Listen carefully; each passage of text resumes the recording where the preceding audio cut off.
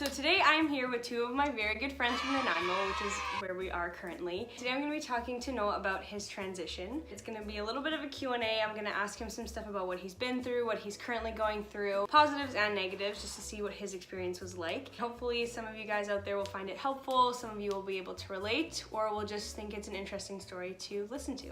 So we're going to start with a pretty easy question. Tell us a little bit about yourself. Okay. Hi, my name's Noah. I don't know what to say to you guys. I like cats. I like dogs. I like to think of myself as a good person. Can I stop there? Yeah, sure. Why did you pick the name Noah? I wanted to choose a name that was like completely different from my old name, even though previously I had a gender neutral name. I'm not gonna say it because it makes me want to vomit. So there wasn't anyone like in your life or anything that inspired it. It was just you liked the name. Yeah, pretty much. I like the name. What was your initial step in kind of making your transition? Like, what was the first kind of moment you were like, okay, this is what I'm gonna do to start moving forward with it? 100%. It was this summer, but I think one of like the weirdest things for me was being called Chloe's girlfriend. Like, you didn't call me your girlfriend for a while. Like, before I even came out as trans. It like, didn't feel right to me. Yeah, no, it's like she knew, and she was like, I heard her call me like her partner a couple times, like, and I didn't even have to tell her that. I didn't have to tell her that I didn't feel like her girlfriend. I even noticed, like, when I told my mom about everything, it was like this had all started the moment I told her. This has been going on for me since I could distinguish a girl from a boy, you know what I mean? Yeah. So what was the like mental process like? Everyone else aside, what was happening in your head? Like, I felt a lot better after I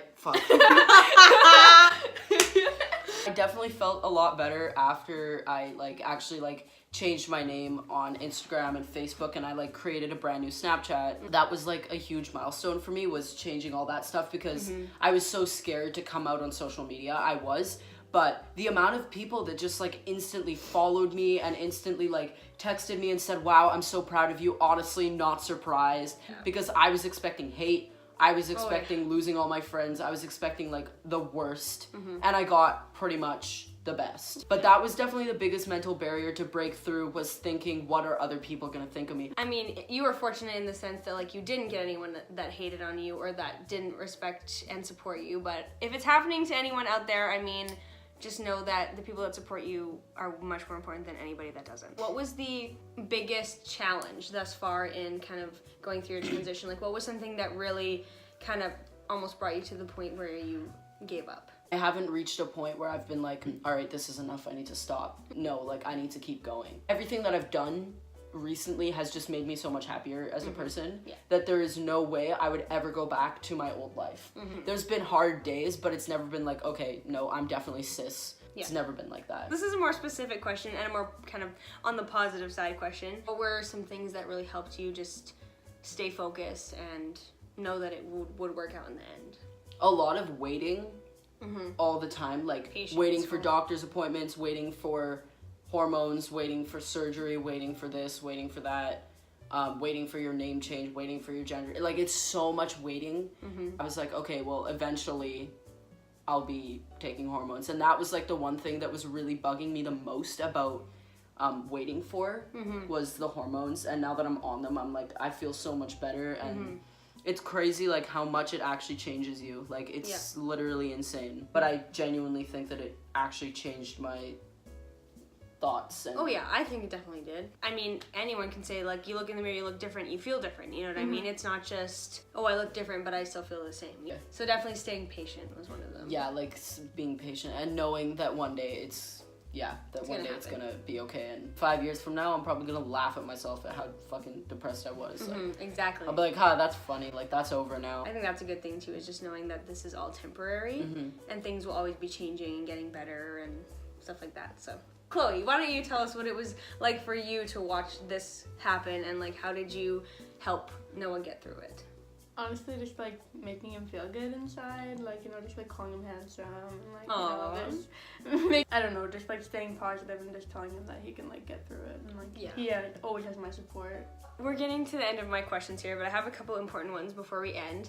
How did having Chloe in your life affect not just how you dealt with it, but how did it affect the choices you made in your transition and the things that you decided to do or not do and when you did them and things like that? Chloe kind of like made me realize that I was trans. I don't know if I would have been able to start my transition without her, because I like having that support and knowing that someone was there for me made it so much easier for me to actually do it.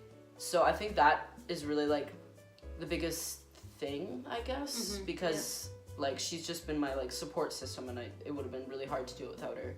But she hasn't like affected any of my decisions to do stuff or not do stuff. Like, I helped you with the social media thing. You did. Yeah. I was so scared to do that. And then she was like, it'll be fine. Yeah, that's like a big thing to do, you know? Yeah. I was like, that's pretty much like you said, that's putting yourself out there for a real one. Yeah. So. Yes, I guess that was it. But like medically and like physically, there hasn't been anything where I was like, oh man, I shouldn't do that because of Chloe. No. It's just nice because she doesn't like make me feel like insecure. A lot of trans people experience that when they're like in relationships or trying to get into relationships. They feel very insecure about their bodies. I don't, because Chloe and I started dating before I came out.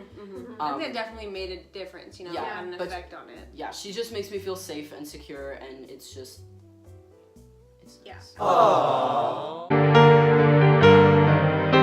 This is the question that's going to be more for the people watching. What advice would you give to people that are going through the same thing or going through it alone? What advice would you give those people from your experience? They get, like, if you feel like you're alone. I remember when I first came out, my biggest thing was like, I wanted to meet more people that was going through the same thing as me. Yeah. It took me like 3 days to find a support group. I gained insight, I gained knowledge. They taught me, they were like, oh yeah, this website's the best for binders, this one's the best for that, like, and they, like, you can ask questions, and I was like, what's it like to be on hormones, because I wasn't on hormones at the time, and like, it was just a nice place to go to like say my piece and like say whatever I wanted, and it would be okay. Yeah, and like that type of support is definitely super different than getting support from people that just love you. The people that love you don't understand what you're going through, but that doesn't make them not supportive. It just means they don't have any advice. They're kind of biased towards your side. They're completely. So I would say try to find people in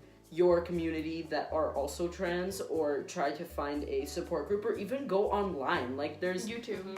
YouTube has helped me so much. Like I watch so many trans YouTubers and they're fucking awesome. It's definitely one of the biggest things, is find people that have the common interests and common situations in their life. So yeah. Before we finish, I just want to ask if you have any last words of advice for anyone going through this and anyone that might be watching this. It's going to be okay. I was in such like a shit place in my life, and I was like, this is like the worst feeling ever. Even just like coming out and like saying it out loud, like I am trans is like the biggest thing to accept. When I did come out, I found it so hard to say out loud that I was trans. I hated it. I hated hearing it. Now I'm like really proud of it. I'm like, I'm going through this awesome thing. And you might always have dysphoria no matter how long you're on hormones, or no matter how many surgeries you get. That doesn't matter. There's always a bright side, and you're living your best life. You're living who you really are, and that's the most important thing. Not worrying about other people accepting you. Like, accept yourself first, and then let other people accept you. Speak your mind. Be honest. Love yourself first, because otherwise you can't do it for someone else. If you don't love yourself, how are you supposed to do that for somebody else? I say this in every single one of my videos. Anyone that watches this knows that. I say, you are you, and at the end of the day, all you have is you, and it's literally a fact. Yeah. So if you don't respect yourself and love yourself first, then don't expect it to happen with someone else right away. So that's it for today's video, guys. I hope you really enjoyed it. It was so much fun having other humans on my channel for once, so you didn't have to look at my face close up like usual. Thank you so much to both of you for sharing your experience, and I really hope that this video helps people out, and I hope that you enjoy watching it, and I will see you guys next Wednesday. Bye!